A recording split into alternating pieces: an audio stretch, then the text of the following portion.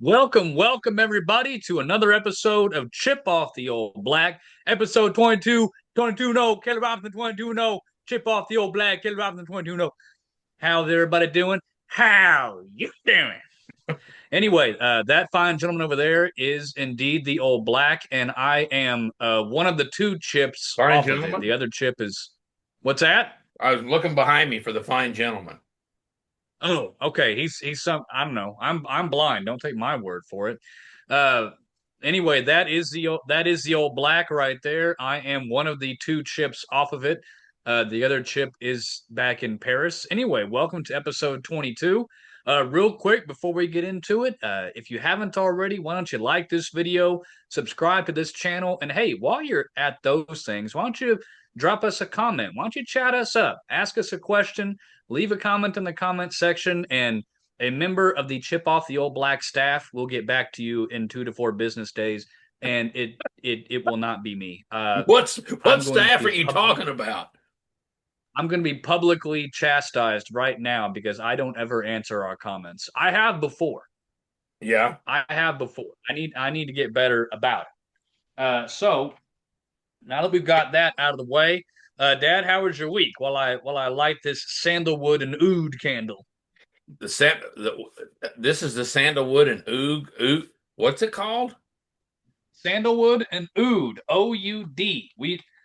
We went over this last week. Apparently, it's some sort of a tree sap. I've never heard of an oud tree, Okay. but that's what apparently it is. Anyway, how was your week? Hey, nice mug. Uh, Isn't it though? isn't it a nice mug? You know what? My week was good. There was kind of a highlight of it that actually just happened over the last couple of days. Uh, but we'll get to that a little bit later in the show. Meantime, was your week just kind of okay or whatever? My week's been good. My week has been good. It was busy today. Had a big tour come through today, and part of my job is that I'm a tour guide for my company. So that was a big deal. I laid out all these brochures and koozies with my company logo on them and water bottles, and then I had a sighted person come in the room to make sure that nothing was upside down and that I had laid it all, that was all lined up, and she said it looked good, so that made me feel pretty good. So yeah, it's been a good week. So they sent somebody in there to double check on you. I called her. I called her. She's a sweet lady. She's a friend of mine. And I said, hey, can you come in here? I've got the conference room all set up, but I would like a sighted person to look at it to make sure that it all looks good and it doesn't look like some blind guy set it Doesn't up. look like a blind guy threw it all together. Okay. Yeah, and she said it looked good. So that was the highlight of my day. So yeah, week it's been just a solid week at work, but it's been good. Good deal. Good deal. All right, well, since you have a story to tell, and we're going to hold out on your story for a little bit, let's move right into the dadgummit blowout. Yeah, give me I blah. tell you what, And you have got a Lulu tonight. I do indeed, and it's a Lulu that does not involve the Kansas City Royals, Okay, believe it. um, who who actually have won 2 games in a row. They're on a winning streak. So last night I get this notification on my phone, and then people were talking about it in a chat group in our chat group today. Last night, the Milwaukee Brewers were at home and they beat the Seattle Mariners 22-0. Oh, And not only is that a dadgummit blowout, of it is biblical proportions. it is of biblical proportions. It is literally a historic dadgummit blowout. Uh, the articles that I read said in the modern era of baseball, which they consider the modern era to be from 1900 or 1901 to now, uh, they tied. I believe it was the Cleveland Indians, Indians at the time, beat the New York Yankees back in the early 2000s 22 to nothing. So they tied the Cleveland Indians, I believe I'm saying that correctly, for the biggest margin of victory in a shutout. But then it went on to say that if you go past the modern era of baseball and you go back into the 1800s, it is the biggest margin of victory in a shutout. I got some conflicting reports. One report said 1888, one report said 1885. But to quote Dr. Evil from Austin Powers, either way, it's bad. Either way, it's So bad. either way, it's bad. So that is a historic dadgummit blowout. Also, it set franchise records. The Brewers have never scored that many runs in a shutout in a single game. The Mariners have never lost that many runs by that many runs. In the words of Kevin Costner from Bull Durham, that's a rather dubious honor. That is a dubious honor. It's unreal. In a baseball game, a baseball 22 to nothing is what equivalent in football to 150 to nothing. I mean, Something like that. Yeah. it's, most baseball games 4 to 3, 2 to 1, 3 to 2, 22 run. How many games do you think the Royals have to play to score 22 runs total? I don't know. We haven't reached that yet. They haven't quite I'm not made sure it. they've scored I'm not sure they've scored 22 runs this season. It's only August. Well, that is definitely a daggum blowout of biblical proportions. 20. Yeah, it was literally a historic dadgummit blowout, and I'm thrilled that for once the Royals were not on the wrong side of history. They had nothing to do with it. Although I say that next week's game will probably be 23 to nothing with the Royals on the bad end of it. Well, now, wasn't it 3 or 4 weeks ago the Royals were really kind of dangerously close? Didn't they get beat like 23 to 2 or something? Uh, I don't want to talk about it. Okay. Yes, I don't want to talk about it. Okay, good I don't enough. want to talk about it, but yes. So that is the dadgummit blowout for this week. Brewers over Mariners 22 to nothing. And So we're gonna segue. What's that? what I loved is one of our viewers messaged you that, uh, not knowing that you have your finger on the pulse of Major League Baseball. Oh Your yeah. alerts go off constantly, all the time. Oh yeah. My phone's constantly going off. No one sneezes in baseball without me knowing about it. But yes, one of our faithful viewers, and I don't think he'll mind if I say his name, old Big Al. Hey Big Al, did send a message about that. Sent a message and a corresponding article with it. Um, Okay. but anyway, I want to segue into I was thinking that I want to introduce a new segment. So a lot of people know that I regularly will visit my folks in Alaska. And for a sighted person, the great thing about Alaska is it is scenically beautiful. That is the part that I care the least about.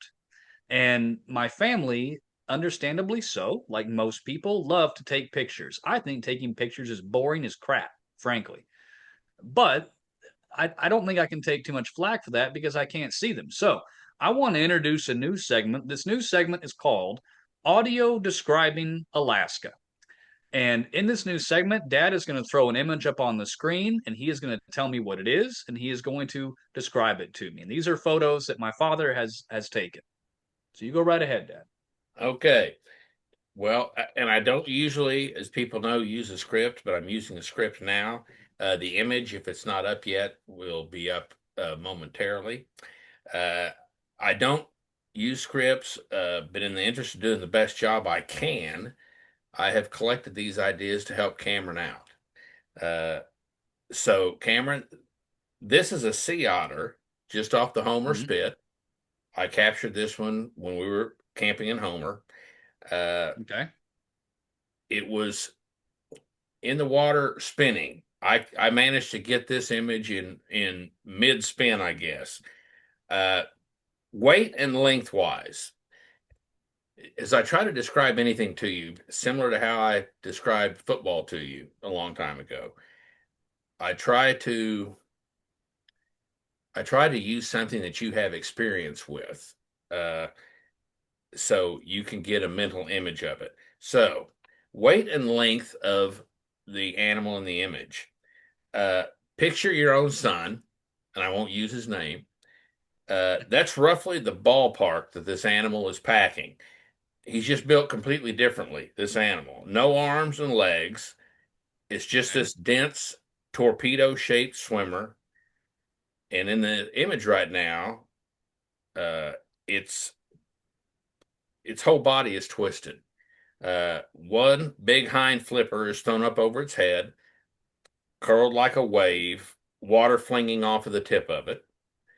Both front paws are up near its chest, almost like it's clapping, and the head is cranked all the way around, looking back over its own shoulder, like it's just heard something behind it.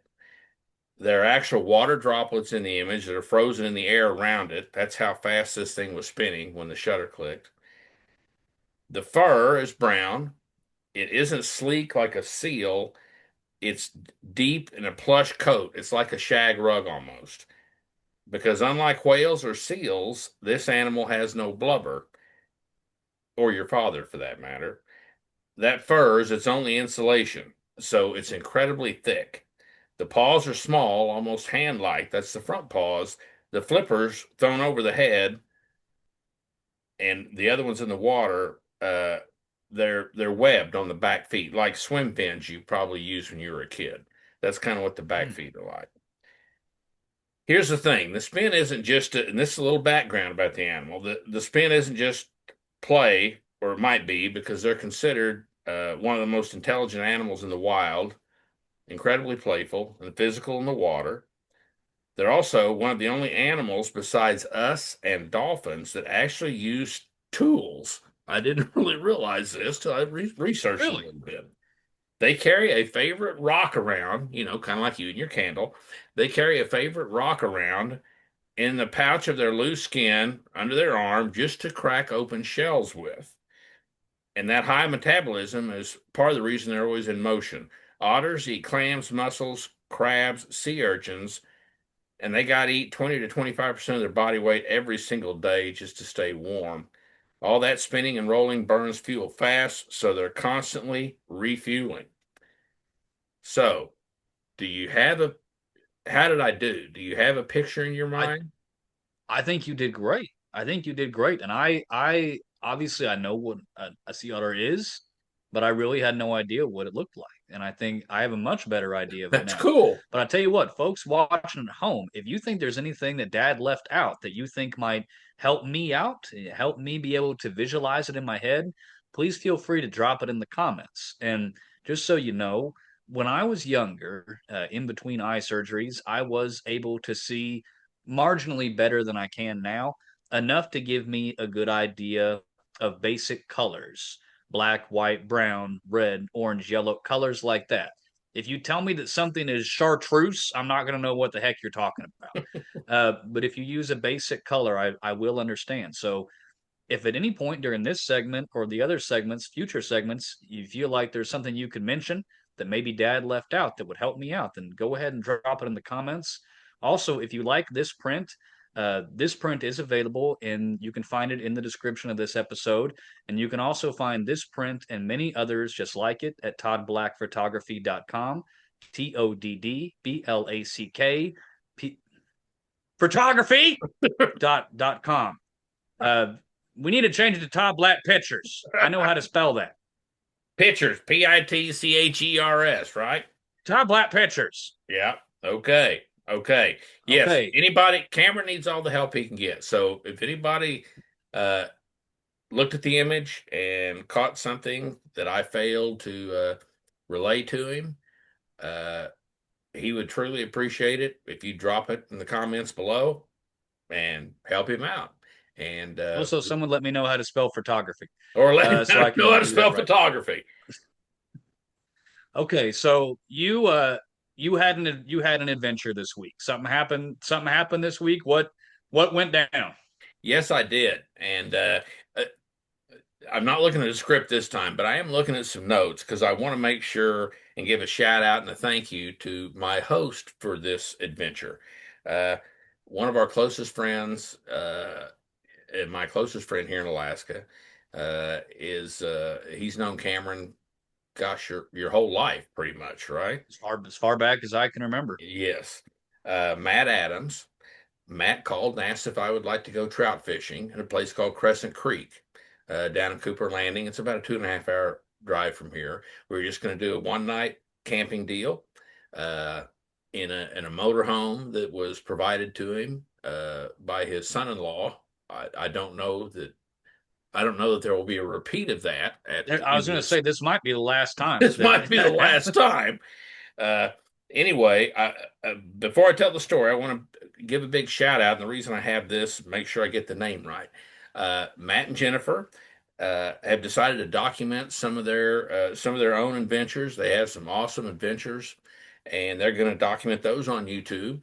They started their own channel, so make sure to check out their new channel. Two's Wildlife Adventures. Two's TWO apostrophe S. Two's Wildlife Adventures. You get to see some snow machining, some four wheeling, motorcycle riding. Uh, they really have a lot of adventures. Anyway, thanks Maybe to you'll even Matt. see Matt play. Maybe you'll even see Matt play Space Invaders at the movie theater. Yeah, or hear him. Right? You don't need to see him. You can just hear him. You Okay. really could. You really could hear him. I was a little embarrassed to say I was with him. So anyway, I cleared my schedule for today. And as a matter of fact, he picked me up yesterday middle afternoon, and we got down there later than we thought. Uh, we decided first before we went to the campground, we were going to stop at one of his favorite places to eat. And Cameron, you'll get a kick out of this. He actually asked me, "Have you ever heard of Two Brothers Restaurant in Cooper Landing?" I'm like, "Yeah, we've heard of it. Yeah, we love It's it. the only barbecue in Awesome. the whole state. Best barbecue in the state of Alaska. The only Really good." barbecue in the state of Alaska. What's its competition? Get this though, Cameron. Matt doesn't care for barbecue. So we went to the best barbecue place in the state of Alaska and had pizza. Now, I will tell you their pizza was the bomb. It was excellent too. So anyway, we finished our dinner and we're on our way to Crescent Creek Campground. We're going down the gravel road as we get within 3 or 4 miles of the campground, and he and I are just talking and talking. And he is doing, to be clear, he's doing absolutely nothing wrong. He's just driving right down the road, and we're talking, and all of a sudden, this huge bang. I thought the rear end fell out from under the motorhome, and he looks in the side view mirror onto my side, and he's like, "Oh my gosh." He brakes, puts it in park. I said, "What happened?" He said, "We hit a tree." Hit a tree was a broken off tree limb that was hanging across Did the it jump road. out of nowhere? It just attacked us out of nowhere, and we get out to look. And first, he thought it just tore the awning off on the passenger side of the motorhome, and it did tear the front awning arm off. But the branch, in addition to that, went through the side of the motorhome. Uh, Oh no. the motorhome skin is fiberglass. It went into the side. I mean, you went inside the motorhome and opened one of the dining room cabinets, and the tree limb was sticking in there. So he's like, "Well, we'll just have to get to the campground." Fortunately, we were only 2 or 3 miles from the campground. So we pull in the campground and kind of look at it and try to really figure out how to tackle it. And finally, I just suggested, "Hey, why don't I get up and push from the inside and you pull from the outside?" And of course, to compound matters, Matt's recently had surgery on his arm, so he's Yeah. kind of just using one arm.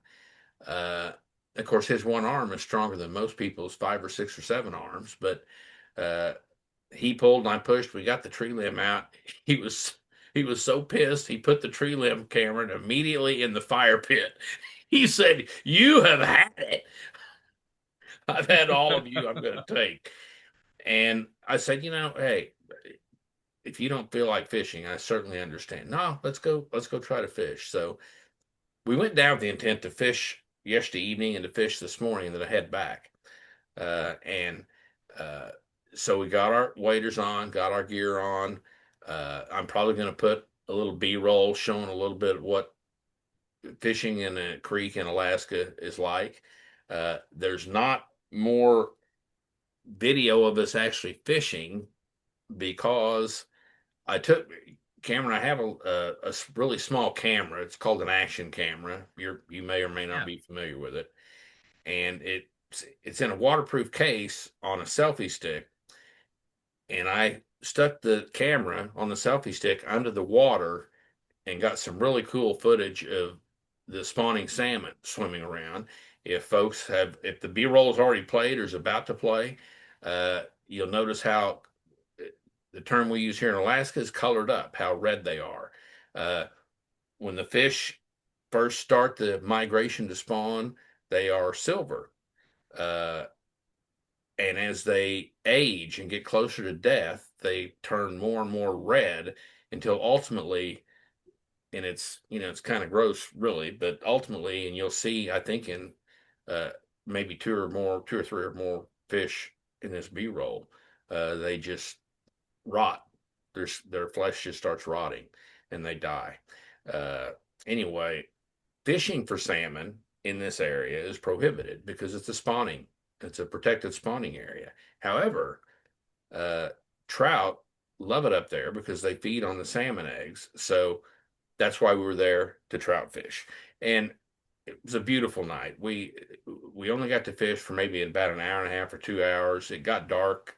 It got really it got really too dark to be safe at about 10 o'clock, probably. So we got out of the stream. We'd waded into the stream with waders on, of course. And we got out of the stream and went back and sacrificed sacrificed the offending log.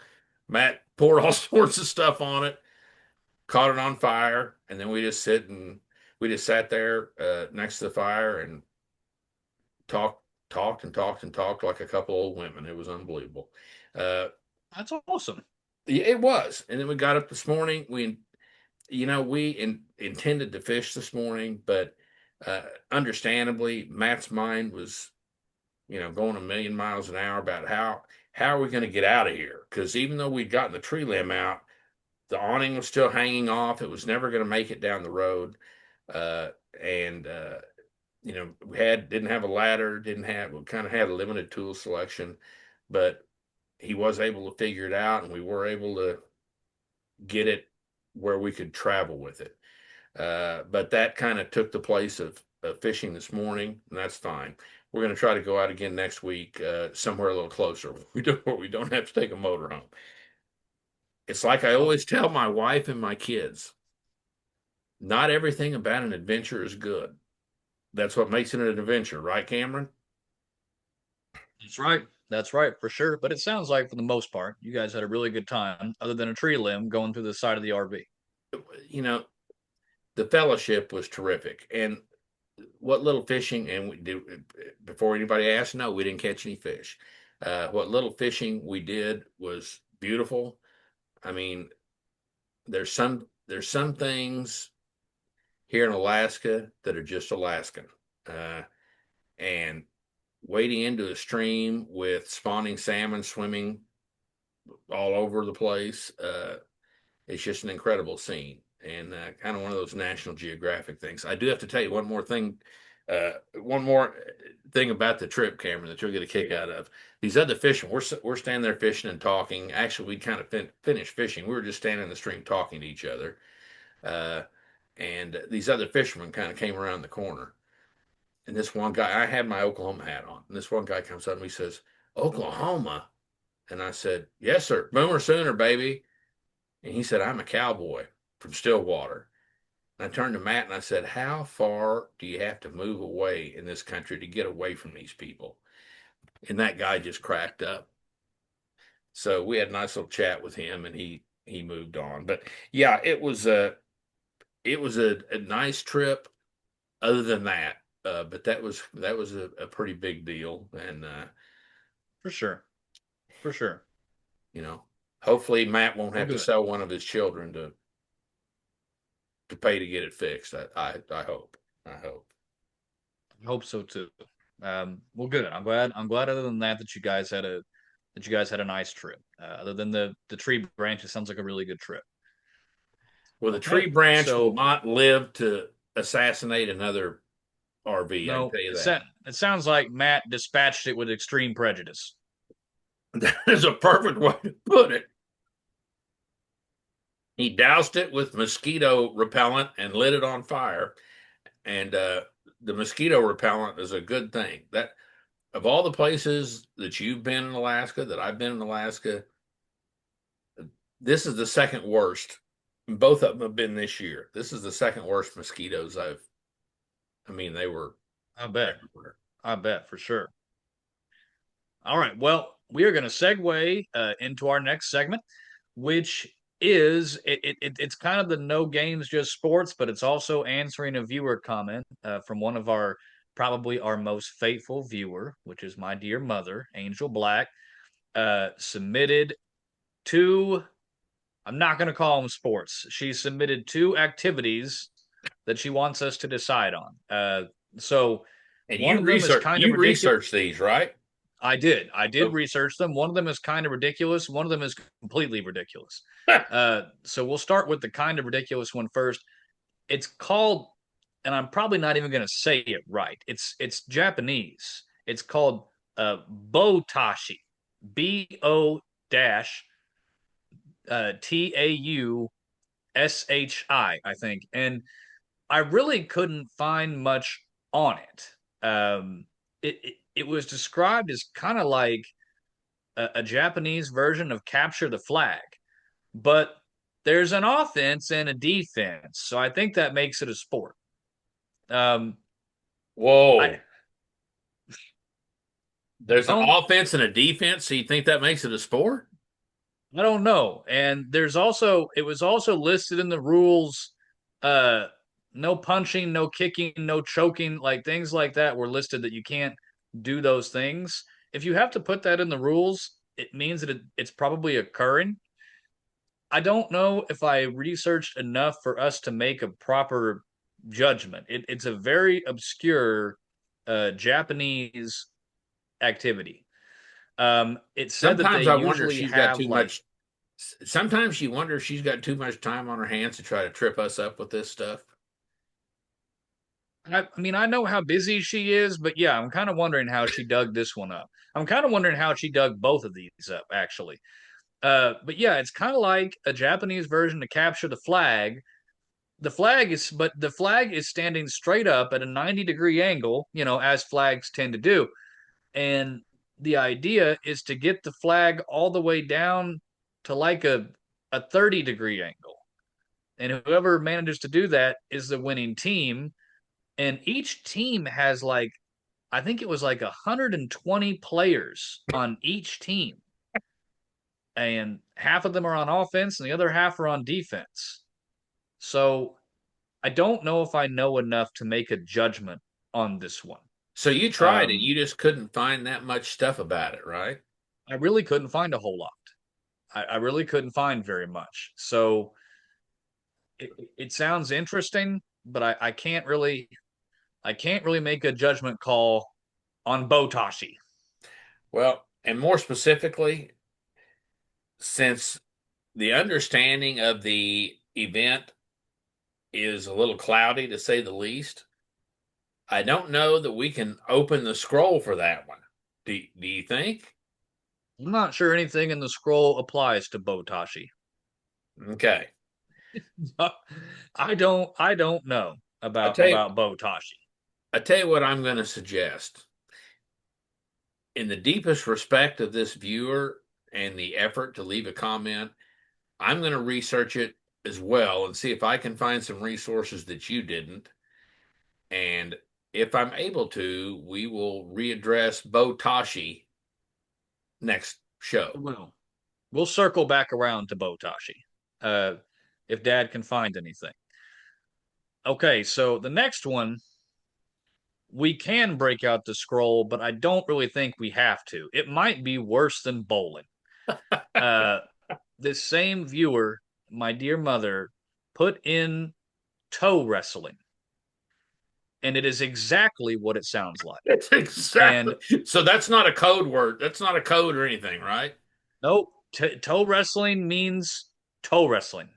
Uh, I looked it up, and I kid you not, this is what the article that I found about toe wrestling. This is how it started. Okay, I have to give you a little background first. There's history.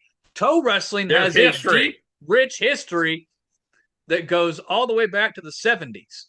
Uh, in the 70s, I'm not making any of this up. In the 70s, a bunch of English people were sitting around drunk and they were upset. That's what it said.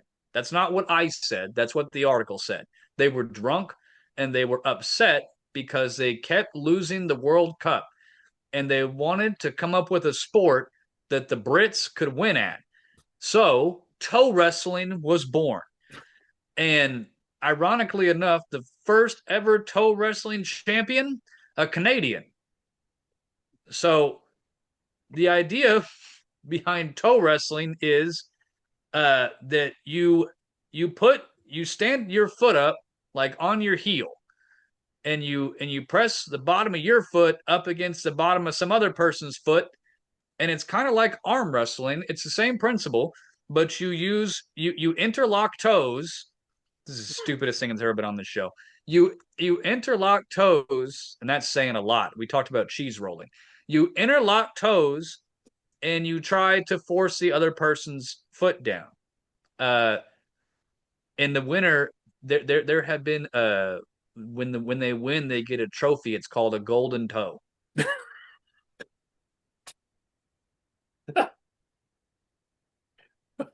So So where's the scroll? it is ridiculous as it sounds. Okay. Again, out of respect, we'll open the scroll, although I don't know that we need to. I'm pulling the Now, bow open on the scroll, Cameron. I think this is an exercise in futility, but I feel bad that we didn't even open the scroll for Botashi. So we're at least going to open the scroll. Okay. And oh, by the way, remind me before we end tonight that we have spoken about and are going to add another criteria, but we'll get to that later. Okay. Criteria All right. one on toe wrestling. If you can, huh? No, go ahead. Okay. Criteria one. If you can play it competitively more than once a day, it's not a sport. I don't even know how to answer that. How I many think you times can. could I think you somebody can toe wrestle? wrestle as many times as you want. I think so. I would think that you could have the worldwide toe wrestling tournament all in one day. Just Yeah, match it. I think so. Okay, So it does not match that criteria. it fails that one. Next. Next, slow down, Cameron. We have to be respectful here. Criteria two: if there is no reason, Now wait a there minute. is no reasonable chance of serious injury when participating. I I gotta say I did read on the website that, and no, toe wrestling does not have its own website. I found this on. I'm not gonna lie, yo. I found this on Wikipedia. Okay. Um, that's the only place I could find it. Uh, it did say in the article I was reading that some people have suffered from broken toes and sprained and broken ankles, and one guy even had to have his toenail surgically removed. I think he was stabbing the other his opponent with it. There was lacerations that occurred. So, hangnail, broken toe, sprained ankle. A, Okay. a So guy broke an ankle once. criteria two, that's not it. That's a no. We don't count having to have your toenail surgically removed as a serious injury, right? Almost as dangerous as baseball. Yeah, it's right up there. Criteria three: if you do, If you do not need to be in excellent physical condition to participate, it's not a sport. Uh, Um, again, there was something on the website my before gosh. each, but before each toe wrestling match, feet are inspected for any warts, corns, or fungi. I can't make this up. Okay. Okay. So you at least your feet have to be in good shape. Your The rest feet of you can be a fat slob, but your feet need to be in good shape. your feet need to be bunionless and cornless to participate. That's right. Okay. So that's a no on criteria 3. That's a Cameron, no. So this, far, so 0 for far, toe 3. wrestling is 0 for 3. Number 4. If you do not need to be highly skilled to participate, it's not a sport. Uh, I think the only skill you really need is to be able to get drunk enough to do it. I think that's it. Okay, so that's a no. So for the first time in the brief history of Chip Off the Old Black, we do not endorse toe wrestling as a sport, and it's the only On one. I think it's the only one, Cameron, that's gone 0 for it 4. Did bowling even go it 0 for 4? fails every criteria. It loses on all four counts. Do you want to take this opportunity to introduce the fist to see if it fails on that too? No, we'll introduce it. First, we will, but first I have to address from this same viewer a response to the same viewer uh, who I think disagreed with my lack of endorsement for skateboarding last show. I saw that. Uh, and as usual, she's trying to take your side against me. Okay. She says the Journal of Transport and Health cited that 147 skateboarders died in the U.S. from 2011 to 2015. Okay. Getting hit by a car while you're skateboarding, that's Uh, not a sports injury. Okay. I was gonna say, do we know what they died of? Did they die as a direct result of skateboarding related accidents?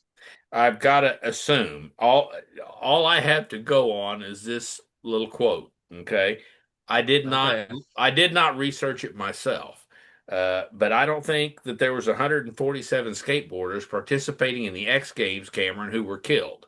So these were not competitive skateboarders that were killed. However, No. also the American Pediatric Association classifies skateboarding as a high risk sport. Unfortunately, as far as I'm concerned, No. the American Pediatric Association doesn't have any more credibility than Chip Off the Old Black. So We uh, reached out to them for comment and they declined. they declined to comment. They declined to comment. And hey, I'm sure you saw this. This has to be good for your soul. Big Al left a comment off last month. Hey, I'm tired of this namby-pamby stuff. Get more sports back in your sports show. It's a sports show. I did see that. We're about to lose a viewer if we don't put more sports. It's coming, Big It's Al. coming, Big Football Al. season is right around the corner. I mean, week 0 is like a week from Saturday, I think. Week It 0, is. week It from is. Well, Saturday. in the NFL, preseason has already begun. The Chiefs season has already started with a loss. Yeah. Well, worse than I that, mean, Cameron Cameron messages me the other day, the Chiefs' first preseason game. He said, "Hey, it's their first preseason game. They went running on the field, and one of the players got injured. Got injured running on the field." yeah, he was running out of the tunnel and got hurt running out of the tunnel. They had to get him in the medical tent while the other players were running out of the tunnel. So Okay, that's not a real good quick, omen for Chiefs season. real quick, on to the next. The criteria that we want to add to the no games just sports. Uh, And, one of our disgruntled viewers that doesn't like my position on baseball, uh, That's all of our viewers. yes, that might be most of them, uh, wanted to wanted to state that Cameron and I had endorsed certain things as sports, not games, certain events as sports, not games, uh, but that they had judges judging. So Cameron, you and I discussed what is the what are we going to add to the scroll now? We did. We had a confab over it, and our confab concluded that if it has to be decided, a winner has to be decided by a panel of judges, then it is not a sport. Having said that, we are not going to backpedal on the ones that do have panels of judges, like figure skating or gymnastics, that we already decided was a sport. Those are just going to be grandfathered in. Those are grandfathered in. But anything that to be a sport, it has to be decided on the field of play, not by judges. What are you laughing about? For the record, toe wrestling does not have Okay. Hey, it at least got one criteria. toe wrestling got one of the five. Now there's five. Toe wrestling got one of the five. And how about the Tubashi or Hibachi or whatever it's Otashi? called? No, that does not have judges. It's if you can get the flag to a 30-degree angle or whatever. So Okay. no judges in that. Now, in all fairness, we didn't go through the scroll on that one because we don't know enough about it. But yeah, toe wrestling, they do get one mark that, hey, there's no judges. I guess There you go. isn't there the corn and bunion judge? I mean, there's the guy, there's the corn inspector for sure. Kerns. There's there's the corn and bunion inspector. I'm not sure that's a judge though. That's the safety concern. Okay, that's a safety concern. Okay. I don't know if any of this makes sense, but this is the most we've laughed in any one show for a while. We got to thank we have to give a big thank you out to Angel Black 6797 for that material. Yeah, big thank you to Ma for asking about toe wrestling. Unreal. All right. Well, Dad, you got anything else? No, I think that's it. Okay, I think that's it for me too. Everybody have a great week. Like this video, subscribe to this channel, leave us a comments in the comment section. Someone from the Chip Off the Old Black staff will respond. That someone is Dad. Otherwise, we will see everybody next week. Okay. Love you. Love you too. Bye.